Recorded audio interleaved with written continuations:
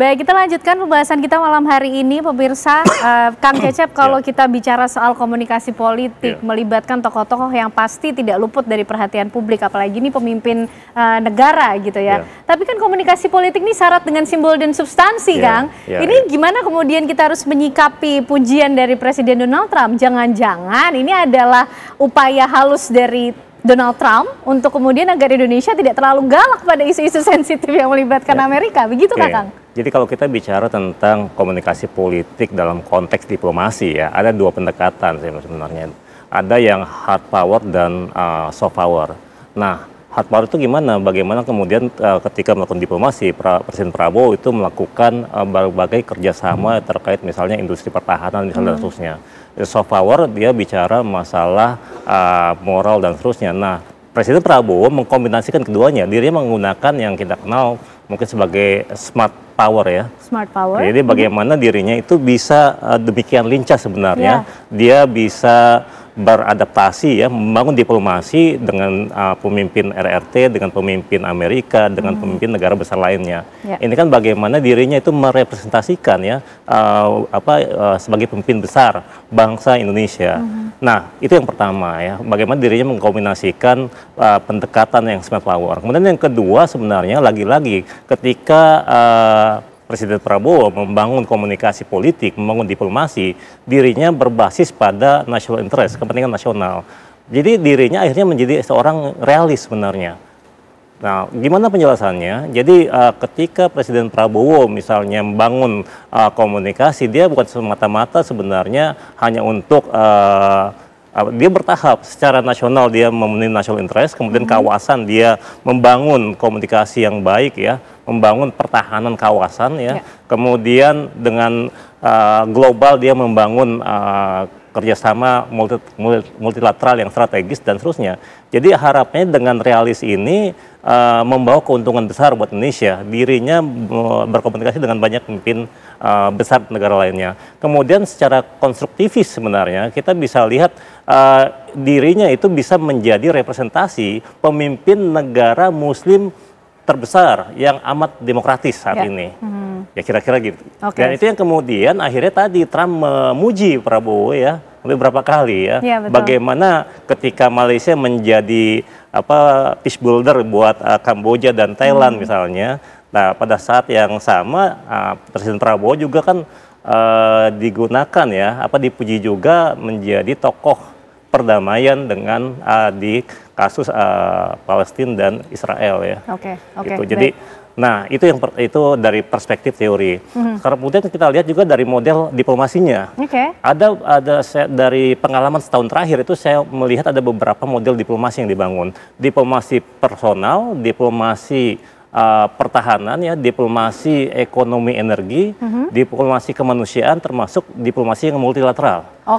Nah, tentu masing-masing nanti ada dampaknya. Termasuk tadi ya pertanyaan Ken ya, bagaimana yang pertama diplomasi personal. Ketika Presiden Prabowo melakukan komunikasi ya tadi dengan Trump, dengan Xi Jinping, dengan Putin dan seterusnya, ini kan tokoh-tokoh besar, tokoh-tokoh kunci ya, tokoh-tokoh yang punya katakan sebagian itu punya veto di PBB. Nah, disinilah kemudian dirinya Prabowo menunjukkan dirinya sebagai negara aktif, negara besar yang aktif, yang bebas dong, mandiri untuk melakukan diplomasi dengan siapapun. Pak Luigi, model diplomasinya bermacam-macam di berbagai sektor. Tapi kalau kita bicara mengenai kedekatan hubungan antara Presiden Prabowo dan Presiden Donald Trump, diplomasi apa kemudian yang didorong sebagai satu prioritas? Pertama, tetap prioritas kepentingan nasional. Dan Presiden Prabowo juga mempunyai kemampuan untuk bisa tiap kepala negara yang beliau berinteraksi itu tentunya tidak akan pernah sama pendekatannya. Secara garis besar mungkin sama. Kedekatan pribadi adalah salah satu dari pencapaian yang sudah beliau dapatkan. Itu juga dibangun dari banyak sekali pengalaman-pengalaman sebelumnya. Pada saat beliau sempat menjadi Menteri Pertahanan, beliau sudah bertemu dengan Presiden Trump di tahun 2020. Nah, dari situlah banyak sekali hal-hal yang beliau pertajam kembali, sektornya diperluas sehingga mengedepankan agenda-agenda penting tadi, baik Indonesia maupun Amerika Serikat. Dan dalam hal ini juga kedua negara mempunyai fokus pragmatis tersendiri. dari kedekatan pribadi itu dengan pendekatan diplomasi pragmatis tadi yang mengedepankan peranan-peranan kepentingan nasional masing-masing, itu diramu sedemikian rupa dan berkontribusi juga kepada aspek-aspek dari kepentingan negara-negara lain, terutama dalam hal ini untuk proses perdamaian di Timur Tengah. Ya. Beliau juga memberikan warna tersendiri dalam proses perdamaian yang akan menyangkut keterlibatan dan partisipasi bermakna dari negara-negara anggota di kawasan Timur Tengah itu sendiri, juga untuk kawasan BRICS dan yang lainnya. Okay. Nah, kedekatan ini adalah modal awal sebuah pelicin atau sebuah aset yang kemudian bisa dikembangkan lebih luas, lebih mendalam lagi dalam berbagai konteks. Oke, baik. Oke, Prof, bentuk nyata seperti apa yang kemudian patut kita ekspektasikan dengan adanya kedekatan antara Presiden Prabowo dan juga Presiden Donald Trump ketika kita bicara juga mengenai perdamaian di Timur Tengah yang juga dimention oleh Presiden Donald Trump ini memasuki masa baru begitu katanya. Gimana, Prof? Iya, jadi itu pertanyaan yang sangat menarik karena memang kan salah satu pujian Trump kepada Presiden adalah ya artinya Timur Tengah setelah 3.000 tahunan lah ya. Artinya kita memasuki fase arahnya untuk perdamaian. Artinya itu digaungkan oleh Presiden Prabowo untuk pertama kalinya dan itu dipuji sekali oleh Presiden Trump. Kalau kita melihat fenomena isu yang mengenai hal tadi, mengenai pidato yang tadi, bahwa isu mengenai two-state solution itu adalah menurut saya salah satu isu yang terbaik atau solusi yang terbaik dan langkah konkret yang bisa dilakukan. Bahkan Presiden menyampaikan dalam UN speech kalau nggak salah pada waktu itu siap mengirimkan pasukan untuk mendukung supaya two-state solution ini bisa berjalan dengan baik. Nah itu yang pertama.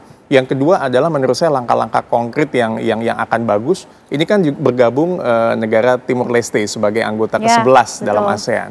Dan di dalam pidato kita melihat bahwa Pak Presiden menyampaikan bahwa persatuan di ASEAN itu adalah forever, itu yang selamanya. Dan itu adalah keywords atau kata kunci untuk supaya kita bisa menghadapi fenomena globalisasi yang semakin besar, kita menghadapi union atau mungkin trade union yang semakin mengglobal. Karena ASEAN kan cukup banyak melakukan kemitraan-kemitraan, nanti dengan negara di Timur Tengah, di ASEAN China misalnya, ASEAN China Free Trade, belum yang dengan Amerika, dengan Uni Eropa, dan yang lain-lainnya. Artinya dengan kekuatan ASEAN ini akan bisa banyak menghadapi segala challenge atau tantangan tadi seperti Pak Cecep dan Pak Luigi sampaikan.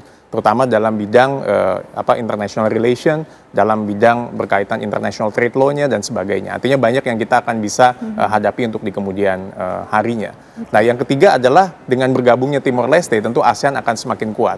Dengan berdamainya nanti Thailand dengan Kamboja akan semakin kuat. Dengan digaungkannya oleh Anwar perdamaian di Thailand Kamboja juga akan memperkuat posisi. Dengan peran aktif Indonesia melalui Presiden aktif untuk perdamaian keamanan dunia dengan isu-isu atau solusi yang konkret untuk masalah Israel dan Palestina, ini menjadi salah satu langkah yang konkret yang saya yakin masa depan Indonesia akan semakin baik dan cerah, apalagi ditunjang dengan Presiden kita yang banyak melakukan aktif diplomasi internasional. Silakan Pak Luigi. Silakan Pak. Dengan kedekatan ini sebenarnya sebuah leverage ya, posisi tawar di mana Indonesia akan bisa lebih berperan dan mengedepankan agenda-agenda khusus misalkan untuk isu Palestina, pengiriman pasukan penjaga perdamaian. Saat ini masih disebutkan Indonesia, Mesir, dan Azerbaijan. Nah ini juga melalui kepemimpinan beliau dan pendekatan beliau dengan Presiden Donald Trump, itu juga bisa memberikan kesempatan kepada peserta negara lain untuk bisa bergabung. Karena isu Palestina ini bukan hanya milik Indonesia atau negara-negara yang saat ini sudah disebutkan namanya menjadi penyumbang pasukan.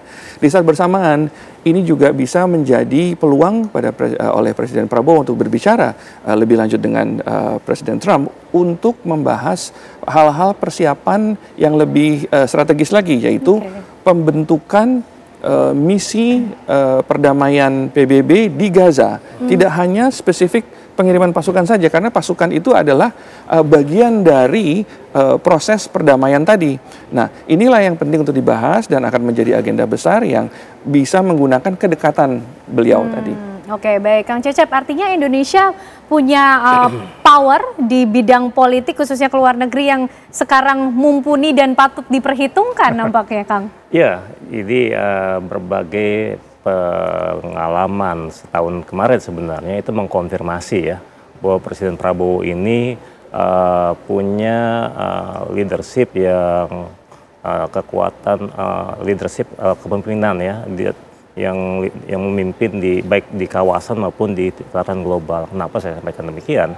Jadi tentu selain tadi diplomasi modern, dirinya kan ada, tadi saya sampaikan ada juga diplomasi humanitarian misalnya kemanusiaan ya. Bagaimana dengan konteks tadi two way solution ketika di sidang PBB disampaikan, dan itu pihak-pihak yang berkonflik termasuk dunia internasional itu respect ya pada pidato Presiden Prabowo misalnya. Atau ketika Indonesia memutuskan bergabung pada BRICS dan juga aktif di kawasan baik itu di ASEAN dan terusnya, ini kan ada diplomasi multilateral ya, kemudian juga termasuk diplomasi pertahanan kawasan juga ya. Jadi dari deretan itu semua sebenarnya itu mengkonfirmasi bahwa politik luar negeri Indonesia ini dalam kurun waktu setahun terakhir ini diaktifasi kembali oleh pemimpin Indonesia gitu. Kita lihat 10 tahun terakhir itu bagaimana yang relatif lebih aktif itu kan Menteri Luar Negerinya, tapi sekarang diambil alih kembali oleh Presiden ya. Bagi akhirnya Indonesia bisa lebih berdampak ya idealnya ya kepada negara-negara lain termasuk dunia internasional gitu. Oke, baik, apresiasinya kepada Indonesia sudah sebegitu luar biasa diakui di mata dunia. Lalu agenda apa yang kemudian harus disampaikan atau kemudian disebarkan oleh Presiden Prabowo Subianto memanfaatkan kedekatan Presiden Prabowo dengan para pemimpin negara lainnya, pemirsa? Usai jeda kami hadirkan jawabannya untuk Anda.